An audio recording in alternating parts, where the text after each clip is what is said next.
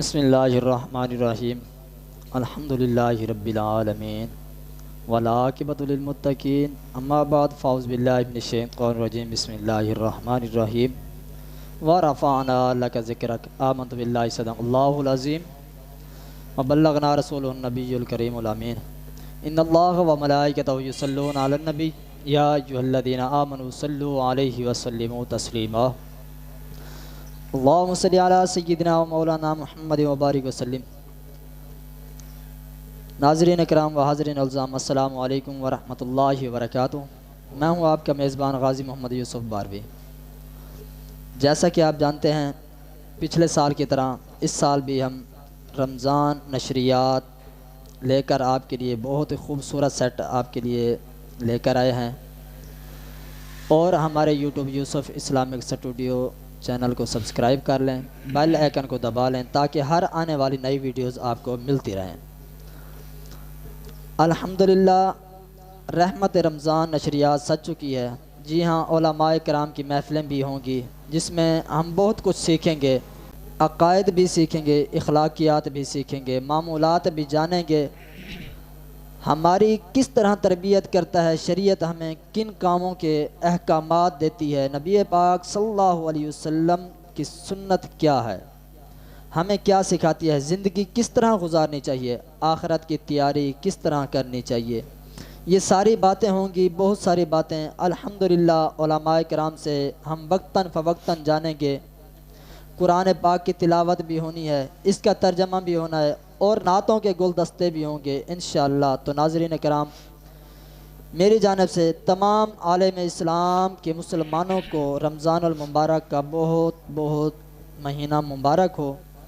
آج بہت زیادہ خوشی ہے کیونکہ اللہ تبارک و تعالیٰ نے ایک بار پھر سے ہمیں ماہ رمضان نصیب کیا۔ الحمدللہ اللہ پاک نے ہمیں اس مہینے میں دوبارہ زندگی دی، ہمارے درمیان ماہ رمضان تشریف لا چکا ہے جس کا ہم سبھی کو بہت ہی انتظار تھا۔ عاشقان رمضان کے دل کی خوشی ہے، ہر طرف نور ہی نور، فضا مسرور ہے، یہ ماہ مبارک کیا آتا ہے سبھی کچھ بدل جاتا ہے، ہماری لائف سٹائل بدل جاتی ہے، ہماری سوچ کا انداز بدل جاتا ہے، رات کے آخری پہر گھر گھر سحری کا انتظام ہونے لگتا ہے، چھوٹے ہوں یا بڑے سبھی اپنے رب کریم کی رضا پانے کے لیے اپنی نیند قربان کر کے سحری کے دسترخوان پر جمع ہو جاتے ہیں۔ سبحان اللہ سبحان اللہ۔ سحری کی سنت ادا کرتے ہیں، پھر کیا ہوتا ہے، کوئی بندہ رب کو راضی کرنے کے لیے تہجد کی نماز میں کھڑا ہو جاتا ہے، کوئی وضو کی ادائیگی میں مشغول، تو کوئی نماز فجر کی فکر میں لگ جاتا ہے، پورا ماحول یہی ہوتا ہے۔ سبحان اللہ۔ روزے دار کی جانب مسجد رواں ہوتے ہیں، تلاوت قرآن کی بہاریں ہوتی ہیں۔ بھائی پہلے تو فجر کی نماز میں عوام نظر نہیں آتی تھی، اب تو فجر کی نماز ہو گئی، لوگ اس میں کثیر تعداد میں تھے مگر اس کے بعد بھی گھر جانے کو تیار نہیں تھے، کوئی تلاوت قرآن پاک کر رہا ہے، کوئی اللہ کی تسبیح کر رہا ہے، زبان تسبیح خداوندی سے تر ہے۔ بھائی سبحان اللہ۔ اس طرح رضا الہی کے طلبگار، خدا کے سچے بندے اپنے دن کا آغاز کرتے ہیں، اور دوسری جانب رب العزت کی رحمتیں کس جوش کی بر ہوتی ہیں، اس بارے میں محبوب رحمان سرور ذیشان رحمت عالمیان مکی مدنی سلطان صلی اللہ علیہ وسلم کے فرمان علی شان ہے۔ جب رمضان المبارک کی پہلی رات ہوتی ہے، اللہ پاک ان کی یعنی امت محمدی صلی اللہ علیہ وسلم کی طرف رحمت کی نظر فرماتا ہے، جس کی طرف اللہ پاک نظر رحمت فرمائے اسے کبھی بھی عذاب نہ دے گا، اور فرمایا فرشتے رات اور دن میں ان کے لیے مغفرت کی دعائیں کرتے رہتے ہیں۔ اللہ پاک جنت کو حکم فرماتا ہے کہ میرے نیک بندوں کے لیے مزین یعنی آراستہ ہو جا، ان قریب وہ دنیا کی مشقت سے میرے گھر کرم میں راحت پائیں گے۔ سبحان اللہ۔ آپ صلی اللہ علیہ وسلم نے ماہ شعبان کے آخری دن بیان فرمایا، اے لوگو تمہارے پاس عظمت والا مہینہ آیا، وہ مہینہ جس میں ایک رات ایسی بھی ہے جو 1000 مہینوں سے بہتر ہے۔ اس ماہ مبارک کے روزے اللہ پاک نے فرض کیے ہیں، اور اس رات میں قیام یعنی تراویح سنت ہے، اور جو اس میں نیکی کے کام کرے تو ایسا ہے جیسا کہ کسی مہینے میں فرض ادا کیا، اور اس میں جس نے فرض ادا کیا ایسا ہے جیسے اور دنوں میں 70 فرض ادا کیے۔ سبحان اللہ، اللہ اکبر۔ یعنی یہ مہینہ صبر کا ہے اور صبر کا ثواب جنت ہے، اور یہ مہینہ مواسات کا ہے یعنی غمخواری اور بھلائی کا ہے، اور اس مہینے میں مومن کا رزق بڑھا دیا جاتا ہے۔ جو اس میں روزہ دار کو افطار کرائے اس کے گناہوں کے لیے مغفرت ہے، اور اس کی گردن آگ سے آزاد کر دی جائے گی، اور اس افطار کرنے والے کو ویسا ہی ثواب ملے گا جیسا روزہ رکھنے والے کو ملا۔ سبحان اللہ، بغیر اس کے اجر میں کوئی کمی ہو جائے۔ صحابہ کرام نے عرض کی، یا رسول اللہ صلی اللہ علیہ وسلم، ہر شخص وہ چیز نہیں پاتا جسے روزہ اختیار کروائے، تو آپ صلی اللہ علیہ وسلم نے ارشاد فرمایا، اللہ پاک ثواب تو اس شخص کو بھی دے گا جو ایک گھونٹ یا ایک کھجور یا ایک گھونٹ کا پانی روزہ دار کو دے اور روزہ اختیار کرائے۔ جس نے روزہ دار کو پیٹ بھر کر کھانا کھلایا، اللہ پاک میرے حوض سے پلائے گا، کبھی پیاسا نہ ہوگا یہاں تک کہ جنت میں داخل ہو جائے گا۔ سبحان اللہ۔ وہ مہینہ ہے کہ اس کا اول یعنی ابتدائی 10 دن رحمت، اوسط یعنی درمیان کے 10 دن مغفرت، اور آخرت یعنی آخری 10 دن جہنم سے آزادی۔ جو اپنے غلام پر اس مہینے میں تخفیف کرے یعنی کام کم کر لے، اللہ پاک اسے بخش دے گا اور جہنم سے آزاد فرما دے گا۔ اس مہینے میں 4 باتوں کی کثرت کرو، ان میں سے وہ جو 2 باتیں جن کے ذریعے تم اپنے رب کو راضی کرو گے وہ یہ ہیں، غور سے سنیے گا، لا الہ الا اللہ کی گواہی دینا اور استغفار کرنا، جبکہ وہ 2 باتیں جن سے تمہیں بے نیازی نہیں وہ یہ ہے کہ اللہ پاک سے جنت کی طلب کرنا اور جہنم سے اللہ کی پناہ مانگنا۔ زندگی میں پھر عطا ہم کو کیا یہ رمضان ہے، ہر گھڑی رحمت بھری ہے، ہر طرف برکت ہے، ماہ رمضان رحمتوں اور برکتوں کی کان ہے، مرحبا صد مرحبا پھر آ گیا رمضان ہے، دل اٹھے مرجھائے دل تازہ ہوا ایمان ہے۔ سبحان اللہ۔ محترم ناظرین کرام، رمضان کی آمد کے ساتھ ہمارے رمضان المبارک کی اسپیشل ٹرانسمیشن جس کا نام ہے رحمت رمضان، رحمت رمضان کا آغاز بھی ہو گیا ہے۔ آپ مزوں کے ساتھ بالا تر ہوں گے، ہم پورے رمضان شریف کے ساتھ آپ کے ساتھ ہوں گے، اور مستند علماء کرام بھی ہمارے ساتھ موجود ہوں گے۔ رمضان المبارک روزوں کے علاوہ بھی ہم بہت ایسے موضوعات کو اپنے پروگرام کا حصہ بنائیں گے جنہیں آپ سننا چاہیں گے۔ تو اگر آپ واقعی رمضان المبارک کو صحیح معنوں میں گزارنا چاہتے ہیں، دین کے ساتھ دنیاوی اپنی سنوارنا چاہتے ہیں، تو آپ ہمارے ساتھ رہیں، ہمارے یوٹیوب چینل یوسف اسلامک اسٹوڈیو کے ساتھ رہیں، یعنی رحمت رمضان کے ساتھ۔ محترم ناظرین کرام، آج کا ہم آغاز کرتے ہیں تلاوت کلام پاک سے۔ ہمارے پاس موجود ہیں حضرت علامہ مولانا قاری محمد حنیف قادری رضوی صاحب سے میں گزارش کروں گا وہ تلاوت قرآن پاک سے ہمارے قلوب و اذہان کو منور فرمائیں۔ اعوذ باللہ من الشیطان الرجیم،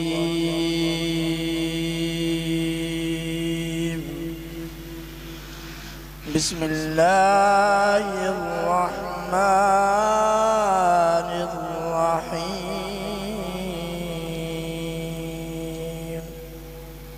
سبحان اللہ۔ واللہ الذی لا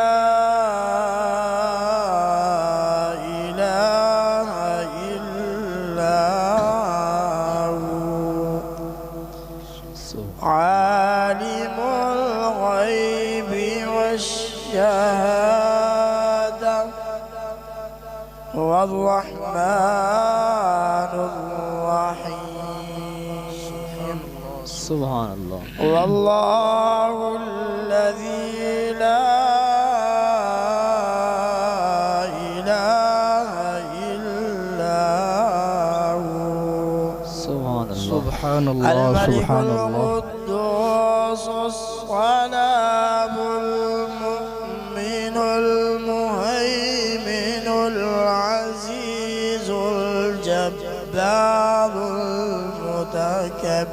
وكبر سبحان اللہ سبحان الله عما يشركون سبحان هو الله الخالق البارئ المصور له الأسماء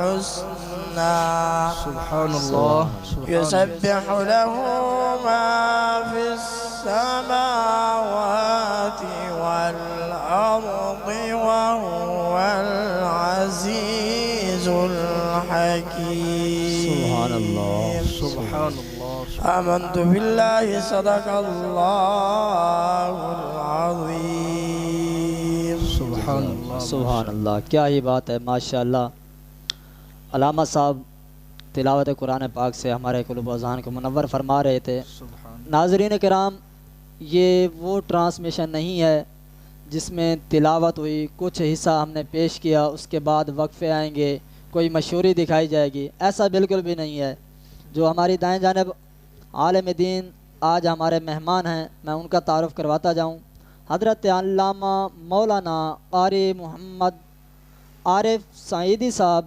مبلغ نوجوان تشریف فرما ہیں میں ان کا شکریہ ادا کرتا ہوں ویلکم کرتا ہوں تو انہی سے قاری صاحب سے نعت بھی سنیں گے میں چاہوں گا کہ ہم نعت کی طرف بڑھتے ہیں انشاءاللہ نعت رسول مقبول بھی سنیں گے میں علامہ صاحب سے سوالات کی طرف بڑھتا ہوں علامہ صاحب رمضان رمضان رمضان نام بھی سنا ہے لیکن میں کہوں گا کہ رمضان کے کیا معنی ہیں اور روزے کب فرض ہوئے اس میں تھوڑی سی آپ وضاحت فرما دیں اعوذ باللہ من الشیطان الرجیم بسم اللہ الرحمن الرحیم الصلاۃ والسلام علیک یا سیدی یا رسول اللہ وعلی آلک واصحابک یا سیدی یا محمد الرسول اللہ صلی اللہ تعالی علیہ وسلم سب سے پہلے میں آپ لوگوں کا شکر گزار ہوں کہ بھائی محمد یوسف غازی صاحب نے یہاں مدعو کیا تمام ساتھی دعا کریں اللہ تبارک و تعالی اس اسٹوڈیو میں اللہ تعالی مزید برکتیں عطا فرمائے آمین دین متین کا کام کر رہے ہیں اللہ مزید درجات ان کے بلند فرمائے آمین اللہ اور عزتیں عطا فرمائے آمین بھائی محمد یوسف غازی صاحب سب سے پہلے آپ نے جو سوال کیا ہے کہ رمضان کے معنی کیا ہیں جی رمضان عربی کا لفظ ہے صحیح کیونکہ پورے 11 مہینے جو ہیں ان کے نام عربوں نے رکھے ہیں رمضان وہ ہے جس کا نام خود خدا نے رکھا ہے سبحان اللہ کیونکہ اللہ تبارک و تعالی نے قرآن پاک میں ارشاد فرمایا شہر رمضان الذی انزل فیہ القرآن سبحان یعنی کہ قرآن کے اندر ہی رمضان کا نام آیا سبحان اللہ اور رمضان کے لغوی اور اصطلاحی معنی کیا ہے جل جانا یعنی کہ انسان روزہ رکھتا ہے پہلا روزہ جی تو اس کے لیے بٹھی تیار ہو گئی گناہوں کو اندر ڈالو گناہ جل جاتے ہیں جلتے رہتے ہیں جلتے رہتے ہیں کیا بات پھر جب 30 روزے مکمل ہو جاتے اللہ فرماتا ہے جاؤ تم بخشے گئے تمہارے سارے گناہ جل سبحان گئے اللہ سبحان اللہ رمضان المبارک کا لغوی معنی یہ ہے کہ یہ گناہوں کو جلا دیتا ہے سبحان اللہ اور روزے کب فرض ہوئے اللہ تبارک و تعالی کے پیارے محبوب کریم رؤوف الرحیم صلی اللہ علیہ وسلم جب اس دنیا میں تشریف لے آئے جی اور سرکار کے آنے سے پہلے جتنے انبیاء کرام علیہم السلام تشریف لائے ان کے اوپر بھی روزے فرض تھے کیونکہ حضرت آدم علیہ السلام 13 14 15 کا روزہ رکھتے تھے سبحان حضرت نوح علیہ السلام پورا سال ہی روزے رکھتے تھے سبحان اور حضرت داؤد علیہ السلام ایک دن چھوڑ کے ایک دن روزہ رکھتے تھے سبحان اللہ ہر چیز کے پیچھے کوئی نہ کوئی نسبت ہوتی ہے جس طرح صفا مروہ کی پہاڑی ہے پیچھے حضرت بی بی ہاجرہ سلام اللہ علیہ ان کی نشانی کو ان کی یاد کو تازہ کیا اللہ تبارک و تعالی نے آنے والے لوگوں کے لیے یہ نشانی بنا دی یہ سعی فرض بنا دیا جب تک حاجی یہاں دوڑے گا نہیں اس کا حج قبول نہیں ہوگا بے شک کیا بات تو اسی طرح رمضان المبارک کا مہینہ جب آتا تھا سرکار صلی اللہ علیہ وسلم بھوکا رہنا پسند فرماتے تھے سبحان اللہ تو سرکار صلی اللہ علیہ وسلم کی یہ ادا اللہ کو پسند ہے اللہ تبارک و تعالی نے اسی مہینے کے اندر یہ روزے فرض کر دی سبحان اللہ سبحان اللہ اچھا میں یہی سوال تھوڑا سا آگے لے کر جاؤں گا کیا پہلی امتوں پر بھی روزے فرض تھے؟ جی جی. اور دوسری بات یہ کیا ہم پر روزے فرض کرنے کی کیا وجہ ہے؟ اللہ تبارک و تعالی نے قرآن پاک میں ارشاد فرمایا یا ایھا الذین آمنوا کتب علیکم الصیام کما کتب علی الذین من قبلکم لعلکم تتقون. آپ کے سوال کا جواب لعلکم تتقون کے اندر ہی ہے. اللہ تبارک و تعالی نے فرمایا کہ پہلی امتوں پر روزے فرض تھے، اسی طرح تمہارے اوپر بھی فرض ہیں. کیوں؟ لعلکم تتقون، تاکہ تم متقین پرہیزگار بن جاؤ. سبحان اللہ، سبحان اس لیے روزہ فرض کیا گیا. کیا بات ہے. اچھا علامہ صاحب، میں اور سوال آگے کرنا چاہوں گا. یہ بتائیں کہ عادتاً رمضان گزارنا وہ کیا ہے، اور عبادتاً رمضان گزارنا کیا ہے؟ عادتاً رمضان شریف گزارنا یہ ہے کہ جس طرح لوگ عادی بن جاتے ہیں کہ اس رمضان میں ہم نے سیزن کمانا ہے، انہیں نہ روزے کا احترام، نہ روزے دار کا احترام، نہ مسجد کا احترام، نہ قرآن کا احترام. وہ صرف عادت بنا لیتے ہیں کہ رمضان سیزن کا مہینہ ہے، ہم نے اس میں اپنا سیزن کمانا ہے. یہ ہے عادتاً. اور عبادتاً کیا ہے؟ جو لوگ روزہ رکھتے ہیں، رات کو نماز تراویح ادا کرتے ہیں، قرآن پاک کی تلاوت کرتے ہیں، کم سے کم رمضان میں 2-3 ختم بھی کرتے ہیں، یہ عبادتاً رمضان ہے. سبحان اللہ، سبحان اللہ، کیا ہی بات ہے. دیکھیں آج اگر جائیں، کل میں گیا تھا جلال پور پیر والے، تو میں نے کوئی چیز خریدنا چاہیے تو انہوں نے کہا جناب یہ تو ہے آج کا ریٹ، اور میں نے کل اٹھائی 1200 روپے سے، آج ہے 2000، کل جاؤں گا تو 4000 روپے ہوگی. تو یعنی کہ کہنے کا مقصد ہے جس طرح آپ نے فرمایا کہ بھئی عادتاً یہ گزار رہے ہیں. سیزن کا مہینہ کوئی بھی چیز اگر غریب کوئی چیز خریدنا چاہے تو ڈبل اس کے ریٹ ہوں گے. چلیں خیر ہم اپنے موضوع کی طرف آتے ہیں. اچھا یہ بتائیں صحابہ کرام رضوان اللہ تعالی علیہم اجمعین رمضان کیسے گزارتے تھے؟ سبحان اللہ. صحابہ کرام رضوان اللہ تعالی علیہم اجمعین جب رمضان المبارک کی آمد ہوتی تھی تو خوشیاں مناتے تھے. سبحان اللہ. اور رمضان المبارک کے پورے روزے رکھتے تھے. سبحان اللہ. اور قرآن پاک کے ختمات بھی کیا کرتے تھے، نماز تراویح کا اہتمام بھی کیا کرتے تھے. اور جب رمضان المبارک کا اختتام ہوتا تو صحابہ کرام پھوٹ پھوٹ کر روتے، چیخیں مارتے، اس طرح جس طرح بندہ کوئی فوتگی نہیں ہو جاتی. تو صحابہ کرام اس طرح رمضان گزارتے تھے کہ یہ ادب والا مہینہ ہے، برکت والا مہینہ ہے، یہ مہمان ہے، اس کا ادب ہم پر فرض ہے. سبحان اللہ. اس مہمان کا احترام کیا کرتے تھے. سبحان اللہ. یہ تو ہے صحابہ کی. اگر آج دیکھا جائے ہمارے گھر میں بھی اگر کوئی مہمان آ جائے نا، ہم بڑی تقریب کرتے ہیں، گھر کو سجاتے ہیں. آج بھی ہیں لوگ اللہ والے جو گھروں کو سجاتے ہیں صرف رمضان کے لیے، اور دل کو بھی سنوارتے ہیں. کاش کہ ہمارا جو یہ اب نظریہ ہے یہ پورا سال ہی ہو جائے، اسی طرح ہی اگر ہم بن جائیں پورے سال کی طرح تو یہ رمضان ہمیں مشکل نہیں نظر آئے گا. دیکھیں نا رمضان شریف میں صفیں بھری ہوئی ہوتی ہیں. کیا نماز رمضان شریف پر فرض ہے؟ پہلے بھی فرض ہے، بعد میں بھی فرض ہے، اور ہر مسلمان مرد عورت پر فرض ہے.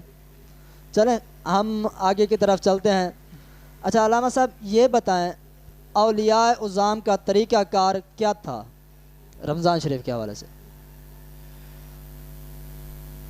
یوسف بھائی آپ نے ایک بات کی ہے، میں اس کا ذرا جواب دے دوں کہ رمضان کے اندر ہی نماز فرض ہے، کیا باقی مہینوں میں نماز فرض نہیں ہے؟ جی. جمعے میں صفیں بھری ہوتی ہیں، مسجدیں فل ہو جاتی ہیں، بقایا نمازوں میں لوگ نہیں آتے، اور رمضان میں مسجدیں بھر جاتی ہیں. بے شک. لیکن اب اتنی نہیں بھرتی. 10 سال پہلے ماشاءاللہ فل ہو جاتی تھی، لیکن اب یہ بھی طریقہ ختم ہونے جا رہا ہے، ختم ہوتا جا رہا ہے. بے شک. آقا کریم صلی اللہ علیہ وسلم کے غلام سنیں گے، اس بات کو اپنے دل میں بیٹھائیں گے. یہ یہودی لوگ ہیں نا، یہ صبح صبح اٹھ کے مسلمانوں کی مسجدیں چیک کرتے ہیں اللہ روزانہ. تو ایک دن مسلمان نے پوچھ لیا کہ تم تو یہودی ہو، ہماری مسجدیں کیوں چیک کرتے ہو؟ اس یہودی نے جواب دیا کہ ہم نے اپنی کتابوں میں پڑھا ہے کہ جس دن مسلمانوں کی مسجدیں صبح میں اس طرح بھر جائیں گی جس طرح جمعے میں بھری ہوتی ہیں تو مسلمان غالب آ جائیں گے. تو ہم اس لیے چیک کرتے ہیں کہ مسجد باہر تو نہیں گئی، کہیں مسلمان غالب نہ آ جائے، ہم اس لیے چیک کرتے ہیں. تو یہ مسلمان اپنے آپ کے اندر جھاتی پائیں اور اپنا گربان دیکھیں کہ ہم کس طرح رمضان گزارتے ہیں، بقایا سال کس طرح گزارتے ہیں، ہم کس لیے پیدا ہوئے۔ اللہ تبارک و تعالی نے قرآن پاک میں ارشاد فرمایا وما خلقت الجن والانس الا لیعبدون، ہم نے جن اور انسان کو اپنی عبادت کے لیے پیدا کیا۔ جی یہ معنی نہیں کہ پیدا ہوا، بڑا ہوا، روزی کمائی، بچے پیدا کیے، شادی کی، پھر مر گئے چلے گئے دولت اکٹھی کر کے، یہ معنی نہیں ہے۔ زندگی کا معنی یہ اللہ نے جو زندگی عطا فرمائی اس کے اندر عبادت کریں، رب کو راضی کریں، رب کے رسول کو راضی کریں، سبحان اور یہی طریقہ اولیاء کرام علیہم رضوان کا تھا۔ سبحان اللہ، کیا یہ بات ہے۔ اچھا علامہ صاحب، میرا اور سوال آپ سے یہ ہے کہ دیکھیں جس طرح آپ نے فرمایا اگر اسی طرح صفیں اگر بھر بھی جائیں، مسلمان غالب آ جائیں گے، آج جو گستاخیاں ہو رہی ہیں حضور کی شان میں یہ بھی نہ ہوتی، اگر مسلمانوں کے اندر ایمان کی طاقت ہوتی، یہ نام کے مسلمان ہیں، ایمان ان کے اندر ہے، وہ طاقت نہیں ہے۔ طاقت نہیں۔ آج جو ہمارے غزہ میں بہن بھائی شہید ہو رہے ہیں یہ ایسے نہ ہوتے، اگر اسلامی ممالک بھی اکٹھے ہو جاتے، متفق ہو جاتے تو یہ یہاں تک نہ ہوتا۔ خیر ہم اپنے موضوع کی طرف آتے ہیں۔ اللہ تبارک و تعالی ہمارے بہن بھائیوں کو اپنی حفظ و امان میں رکھے، ان کی غیبانہ مدد عطا فرمائے۔ اچھا یہ بتائیں سرکار دو عالم صلی اللہ علیہ وسلم رمضان المبارک کیسے گزارتے تھے؟ آقا کریم صلی اللہ علیہ وسلم کا طریقہ کار یہ ہوتا تھا۔ حضرت انس بن مالک فرماتے ہیں کہ سرکار رمضان المبارک میں اتنی سخاوت کرتے تھے، اتنی سخاوت کرتے تھے، آندھی کی ہوا جو ہے یہ کم چلتی ہے، سرکار کی سخاوت زیادہ چلتی تھی۔ سبحان اللہ۔ سرکار صلی اللہ علیہ وسلم غریبوں کی امداد فرمایا کرتے تھے، اور اپنے صحابہ کرام کو بھی حکم دیا اے صحابہ کچھ بھی نہ ہو سکے ایک گھونٹ پانی سے کسی کا روزہ افطار کرا دو، سبحان اللہ، ایک کھجور سے کسی کا روزہ افطار کرا دو۔ بے شک کیا بات ہے، سبحان جب تم روزہ دار کا روزہ افطار کراؤ گے اللہ تبارک و تعالیٰ تمہیں بھی اتنا اجر عطا فرمائے گا جتنا روزے دار کو عطا فرمائے گا۔ سبحان اللہ، سبحان اللہ۔ تو سرکار نے اپنی امت کو یہ سبق دیا کہ رمضان میں سخاوت کو تیز کریں، اتنی تیز کریں جس طرح آندھی تیز چلتی ہے۔ سبحان اللہ۔ اسی طرح اماں عائشہ صدیقہ رضی اللہ تعالیٰ عنہ فرماتی ہیں کہ جیسے ہی رمضان آتا تو حضور علیہ الصلاۃ والسلام باقی مہینوں سے بڑھ کر اس میں عبادت کرتے، اور ساری رات مصلی پر بیٹھ کر دعائیں مانگتے، عبادات کرتے اپنے لیے، اپنے امت کے لیے۔ کیا آڈینس سے یہ میرا سوال ہے چھوٹا سا، کیا حضور پاک صلی اللہ علیہ وسلم کو رونے کی ضرورت تھی؟ جو کل نبیوں کے سردار ہیں ان کو کیا ضرورت ہے ساری رات مصلی پر بیٹھنے کی؟ یعنی انہوں نے یہ طریقہ، یہ سبق ہمیں دیا ہے کہ اے امت محمدیہ، اگر تمہیں کوئی پریشانی آ جائے تو رب کے ہاں کھڑے ہو جاؤ، رب کو راضی کر لو، تمہیں کوئی پریشانی نہیں آئے گی۔ ابھی میں عرض کر رہا تھا جس طرح استغفر اللہ کا، استغفار کا ورد کریں، لا الہ الا اللہ پڑھیں، تمہیں پریشانی نہیں آئے گی۔ آج اگر دیکھا جائے مسلمان کہتا ہے یار میں پریشان ہوں، میں پریشان ہوں، ہر بندہ یہی کہہ رہا ہے یار میں پریشان ہوں، لیکن اس نے پریشانی خود مول لی ہوئی ہے۔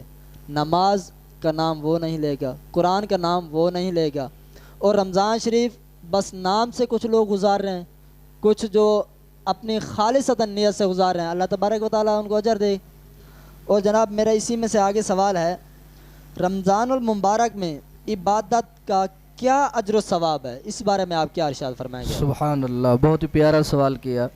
رمضان المبارک کا وہ مہینہ ہے جس کے اندر اللہ تبارک و تعالیٰ ثواب دگنا عطا فرماتا ہے۔ سبحان کیا اللہ، مطلب ہم نے 2 رکعت نماز نفل ادا کی اللہ سنتوں کا ثواب عطا فرمائے گا، سبحان اللہ، اگر ہم نے سنت ادا کی اللہ تعالیٰ فرض کا ثواب عطا فرمائے گا، سبحان اگر ہم نے ایک فرض ادا کیا اللہ تبارک و تعالیٰ 70 فرضوں کا ثواب عطا فرمائے گا۔ سبحان اللہ، تو کیا اس کے اندر ثواب کا اجر اللہ تعالیٰ دگنا عطا فرماتا ہے۔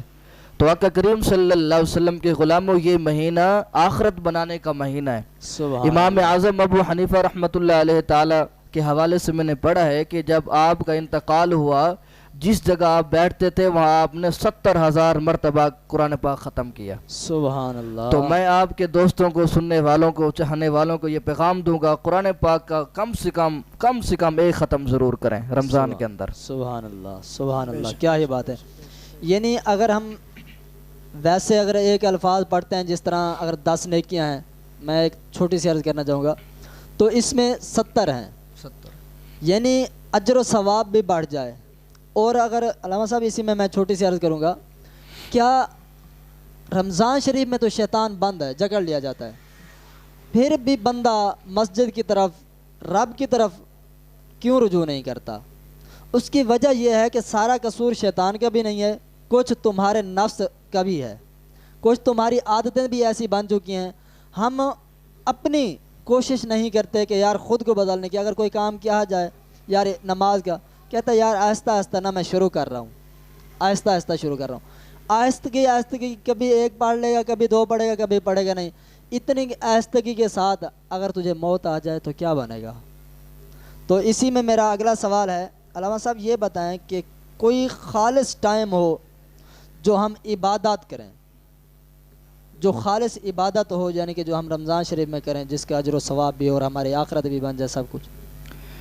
آپ نے بہت پیارا سوال کیا، اور آپ نے ایک بات کی کہ اس مہینے کے اندر شیطان تو قید میں ہوتا ہے، لیکن پھر بھی انسان عبادت کی طرف کیوں نہیں آتا؟ جی تو کسی بزرگ نے کیا خوب کہا، پڑھ عالم فاضل ہویوں کدی من اپنے نو پڑھیے ہی نہیں، ایویں جا جانا ہے مندر مسیتاں کدی من اپنے وچ وڑیا ہی نہیں، ایویں لڑدا ہے تو لوکاں نال کدی نفس اپنے نال لڑیا نہیں، بلے شاہ اڈدیاں دا پھڑ لینا جرا وچ بیٹھے انہوں پھڑیا ہی نہیں۔ کیا بات، یہ نفس کا قصور ہوتا ہے، بے شک، یہ بھی شیطان لعین کی طرح یہ انسان کو عبادت کی طرف سے روکتا ہے کہ سو جا، روزہ نہ رکھ، گرمی ہے، فلاں ہے، تو اس کی نہیں ماننی چاہیے، کیونکہ ہم اللہ رسول کو راضی کرنے کے لیے آئے ہیں، اللہ رسول کو راضی کریں گے تو ہماری آخرت اچھی ہو جائے گی۔ بے شک، اس مہینے کے اندر ہر گھڑی ہر لمحہ ایسا ہے کہ اللہ تبارک و تعالی ہر لمحے کے اندر 10 لاکھ انسانوں کی مغفرت فرماتا ہے۔ سبحان اللہ، اس میں کوئی مختص کوئی ٹائم نہیں ہے کہ یہ گھڑی افضل ہے، یہ افضل نہیں، اس کی ہر لمحہ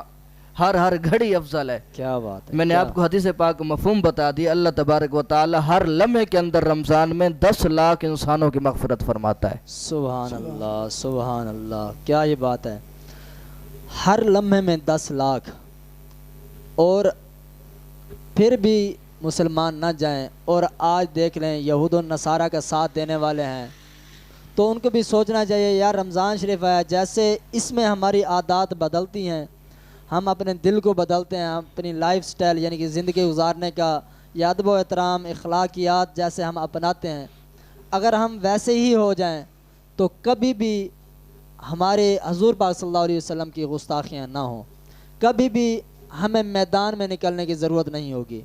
لیکن یہ ہے کہ نام کے مسلمان، وہ کسی کہنے والے نے کہا کہ یار نام کا تو مسلمان لیکن ہے تیرا کام شیطان، وہ کام نہ کریں، جیسے ہیں ویسے ہی رہیں۔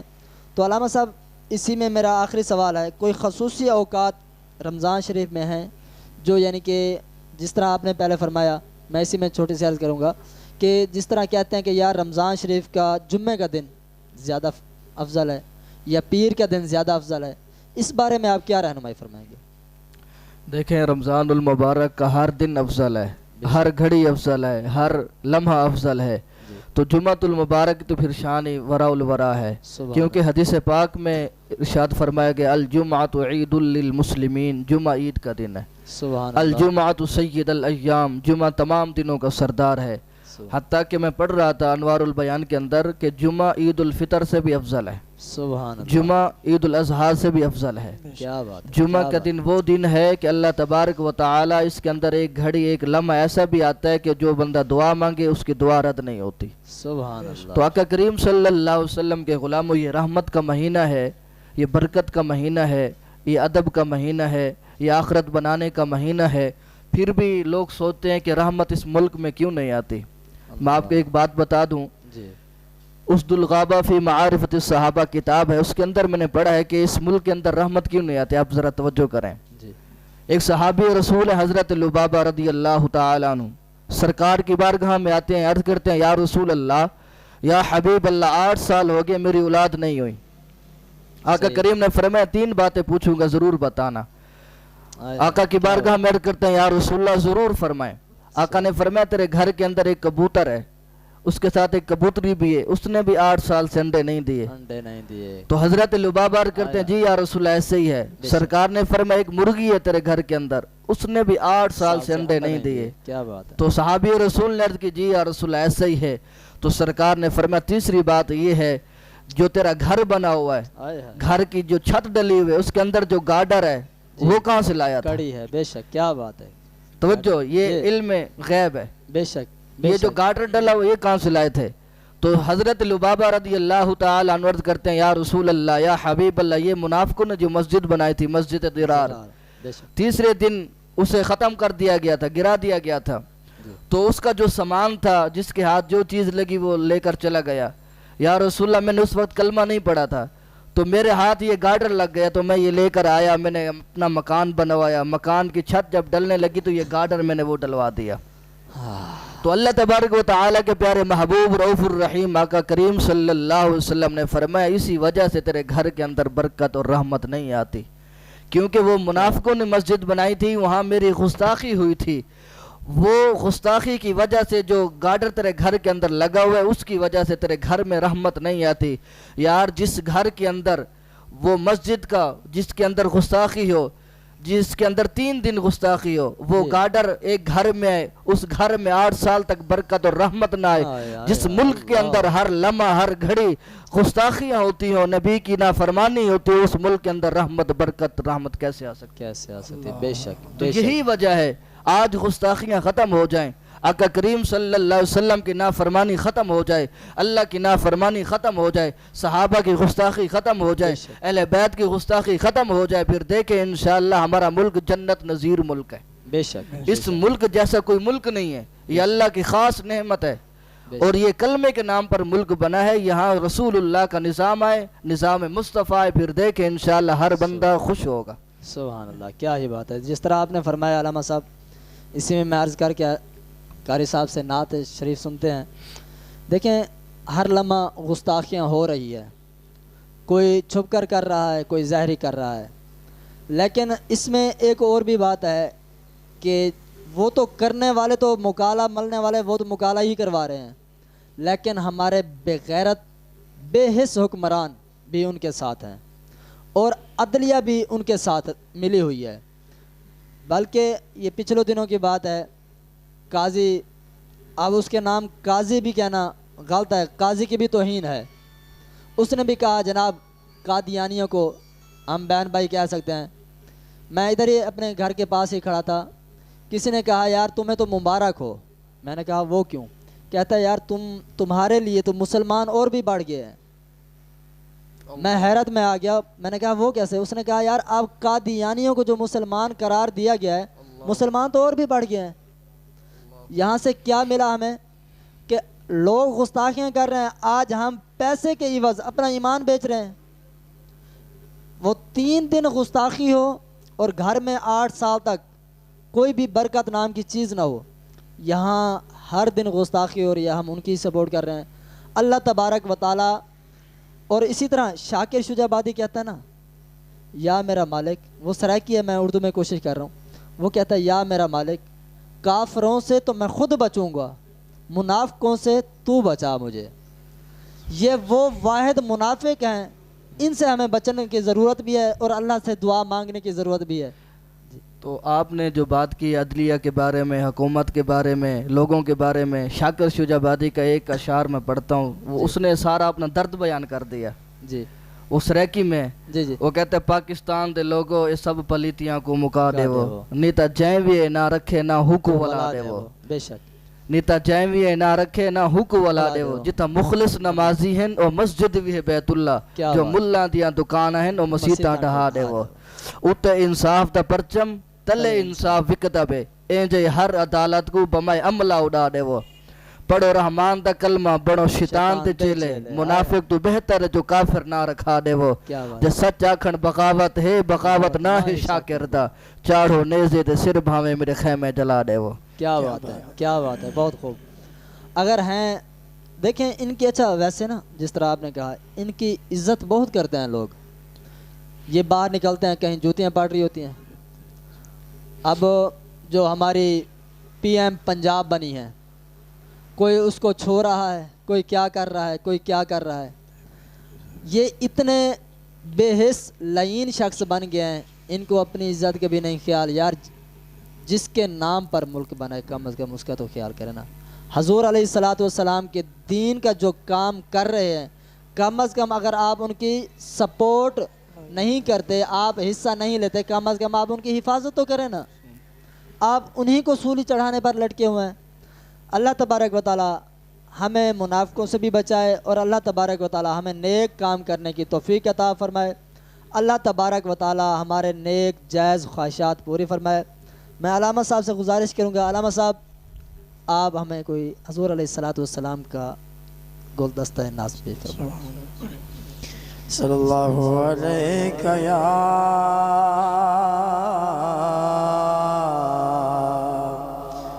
یا رسول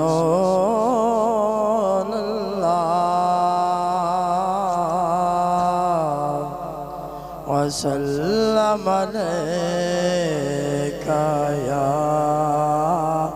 حبیب اللہ. کوئی قسمت والا بندہ ہے مہمان مدینے والے دا.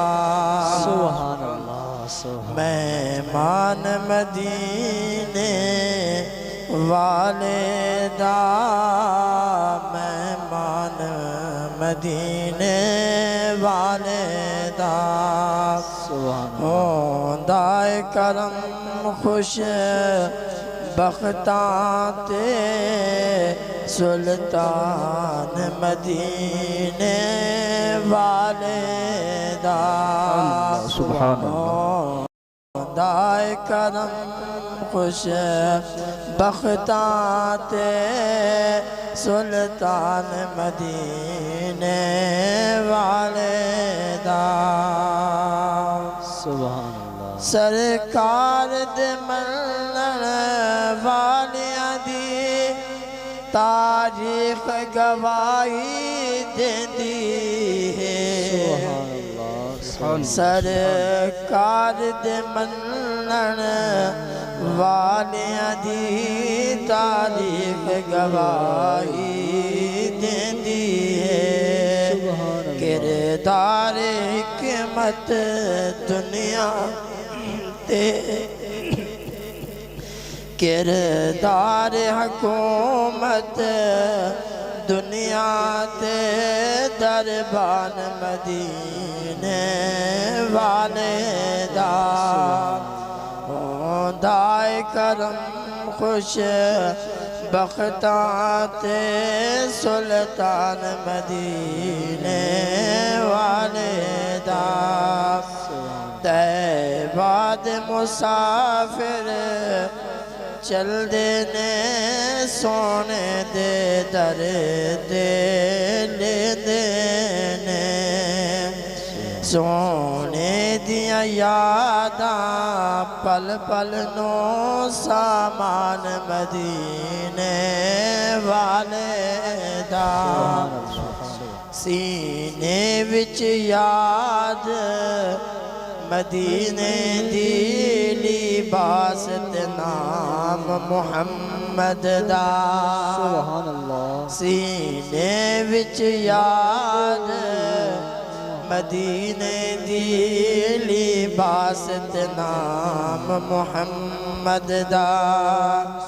میرے تے ظہوری ڈاڈا ہے احسان مدینے والے دا.